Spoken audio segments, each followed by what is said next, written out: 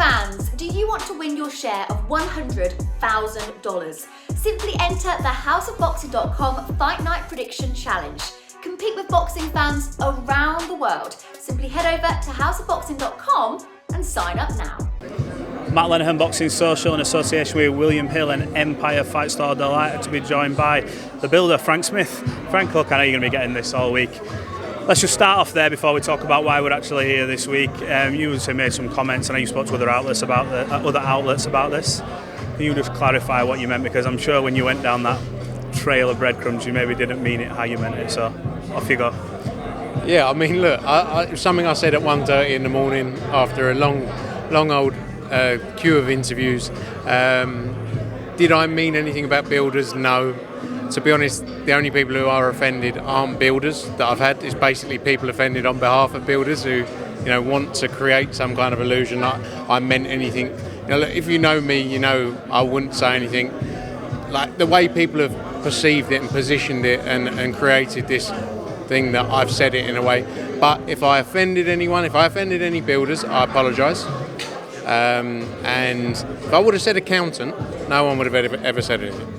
Do you think it's because obviously you said builders, and a lot of these shows, obviously they're packed to the rafters, especially this one at this weekend with people, working class people, so they're looking at that going, hang on, like we're paying the money for this show, we want to know, because I think it's not helped by the way that this appeal situation, there's no dates been released and you don't know, the board doesn't know it. Yeah. So. What I meant was, it's not for social media to decide his fate, right? So he has to explain his fate, or he has to go through a process with someone to decide his fate, right? Rather than present to every individual, this is the position, etc., etc. That's what I meant. So, builder, bad choice of word. When people say it was me aiming it at working class, I am not a rich kid. Like, I have worked my way up from 14 years old, and people call me a T-boy, which a T-boy you would position as working class, right? So which one is it? And you have people like Simon Jordan who have their agendas. They will say, oh yeah, he's saying about the working class who go to his shows. So, but which one am I? Like, do I have a problem with working class, Simon, or am I a T-boy? Which one is it? Do you get what I'm saying? Do you think, obviously, Simon Jordan thing and yourselves, Matchroom, more ready, I think, than anything else? Do you think that quote-unquote agenda's still there from every time any of you say anything, that he's just jumping on it for the sake of jumping on it rather than for reason? Yeah, 100%, because there were a lot of other things that happened in that week that they didn't even bring up in their show between him and Spencer. They seemed to focus a bit of time talking about me. And look, like I say, did I word things the right way? Could I have said things better? Yes, I'm sure I could, right? So, if I offended anyone with what I said, I apologise. But it was in no ways meant in the way that people like Simon Jordan and other people have positioned it.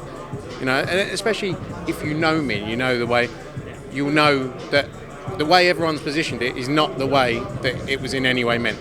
Like I say, I meant it's for people to decide, who are specialists in this field, to decide his fate, essentially. And he shouldn't have to explain to every individual, to get to an outcome. Yeah, I'm going to say, having spoken to you for the last couple of years, I think I knew where you were going, but I just thought, oh God, it's going off on one of you. I watched it and went, yeah, to be fair. You could see it coming, couldn't you, I suppose? But, again, it's easy when you do this, especially at 1:30 in the morning. I'm not making excuses, I said it. But when you do this back to back to back and you've been doing it all day, sometimes you'll say things. Well, look, let's move on from that. We're here for what I think is a bit of a throwback fight. I think Eddie mentioned it in his interview with Charlie yesterday. This is a fight as well, not built off any BS in the build-up. No tables getting slung. I mean, not yet anyway. I don't know how it'll turn out tomorrow. It could change very quickly. But it's two-time world champions. Josh is fighting to a chance to be 3.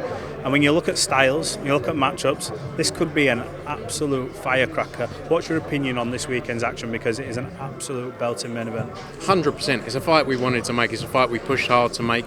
And it's going to be a special atmosphere in there as well. You got these two guys who, we've seen the following they've created in both Leeds and Nottingham, and to now bring that in the middle it's going to be something very, very special. And like I say, there's only one way you see this fight going, and that's an absolute terror.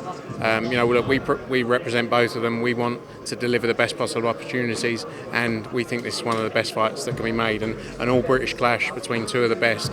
It's going to be a special night, and then a huge undercard as well. Some tremendous fights. You've got Terry Harper against Brackhouse on the card. You've got Kieran Conway against Linus Udofi as a brilliant fight. You've got Hopi Price against Conor Coggill's on there as well. Janae Boston. You've got Cameron Vong's professional debut. Nico Lever's on there as well. Kobe McNamara as well. It's a stacked card from top to bottom, and I can't wait for Saturday night, because these are the kind of cards people get up for, and we need to deliver these kind of nights. When you look in that division as well, like all the good fights we've seen, we saw Fight of the Year between Michael Conlan and Leigh Wood. We're potentially going to see another one now.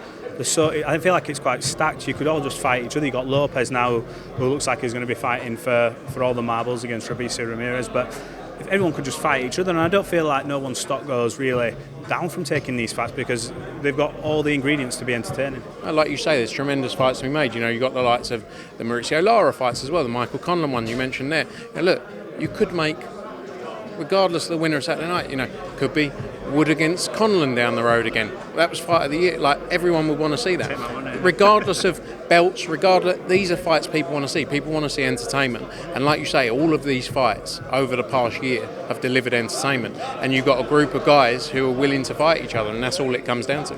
Just quickly touch on what you were doing while you were away. You were in Japan securing a deal. The news came out. You're going to be doing 3 shows in that neck of the woods. I always ask Eddie about what territory he wanted to expand into next, and you're now going into that part of the world. Exciting times? Yeah, look, Japan's been a market we've looked at for a long time, even 4 or 5 years ago.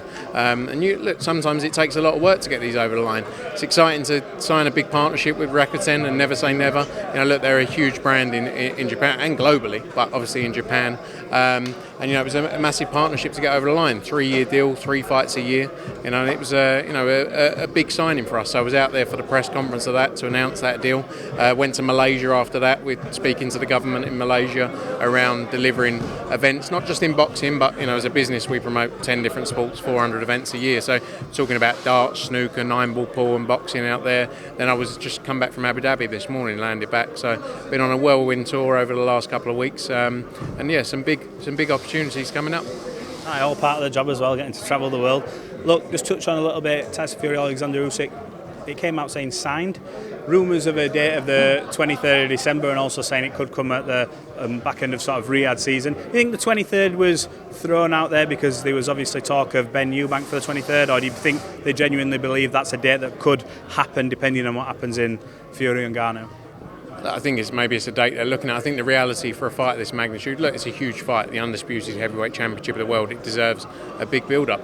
7 weeks from that Ngannou fight, I think is going to be tough to do that.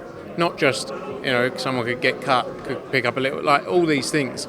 I think it needs a longer build-up time, but again, they'll decide that. Tremendous fight. Glad it's signed. Obviously, there's lots going on in the heavyweight division, but it's been a long time coming, and hopefully we see it. I know a lot of people were doubtful that Tyson wanted that fight with Oleksandr Usyk. I saw Eddie's comments saying, seeing that fight get signed makes you just sort of like, let's try and get AJ Wilder done now.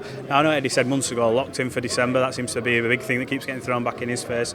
But have you got any update on where we're at now? Because everyone's everyone seems to be in limbo, because I'm sure Deontay wants to get back out quite soon. He's had, a couple of seconds of one round since the defeats to Fury. AJ still with his new trainer, great knockout of Hellenius, but everyone's sort of waiting. So how long do you wait before you pull the trigger on announcing an AJ fight that's not Wilder?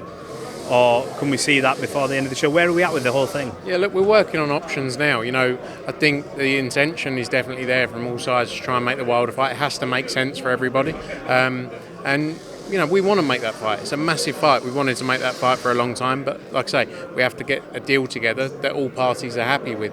I think over the next week, 7 to 10 days, things. If he's going to fight this year, it has to be set. If he's not, and it moves into next year, then we've got a bit more time. But it's an ongoing process. That conversations are ongoing hourly, daily and hourly, around what's next and what the plan is. The relationships between the two promotional companies, that always used to be the hurdle in terms of Shelley Finkel, Eddie and everybody. We're now confident that that's all okay. It's just a matter of site date and actually finding a venue? Yeah, look, Eddie's been speaking to Shelley regularly around it. I obviously met Deontay I think earlier this year. Had a nice guy. Had a good chat with him. Spent a lot of time with him, and I believe we can get something done. I believe, like I say, all sides want it, and yeah, look, Eddie's getting called up now. There's so much pressure because we have to talk about things and build things up and say this is set, and when it doesn't get delivered, people are then disappointed, come back to it. So it's kind of like, let's not talk too much. Just in case. Yeah, and let's try and focus on delivering it, and see where we get to. Look, final one from me, something a bit different. I've been asking everyone. I asked Eddie this the other day. There's one fight you can make in boxing now. Not Eubank Ben, because obviously that's an in-house fight and it's an obvious one. Fury Usyk's now signed, so that one's out the window. There's one fight you can make now that you'd pay your money to stay up 4 in the morning, pay-per-view, $30 or $80 that they charge in obviously the States, whatever it is, you can make it now. What is it? Joshua Wilder. Joshua Wilder? Outside of your stable then, or outside of our stable, because everyone we think that's going to happen kind of thing. We're assuming that's going to happen. Okay, outside of our stable, love to see Canelo Benavidez. Yeah, absolute banging fight. Who do you think wins in that? Canelo. She's your friend. No, I think Canelo's a special fighter. I think I've watched a lot of fights in my time, but when you watch Canelo up close, he punches with every punch has intention behind it, and I just think he's I think he's a brilliant fighter, and I think people saying about he's on the way down, like, I don't believe so at all. He's shown time and time again that how good he is, and look, he stepped up against Dimitri Bivol, who again is in the top pound for pound list of fighters, and people don't give him credit for trying to do things, trying to go and win titles in other weight divisions. So look, I think he's still got a lot left to deliver the sport. And he's proof as well that you can take a loss. He's lost to Floyd Mayweather, Dimitri Bivol, and his resume is absolutely almost unparalleled, aside from your Floyds who'd retired. So look, Frank, appreciate the time as always. Thanks, Talking Box Social. Catch up soon. Cheers, mate. Good to see you.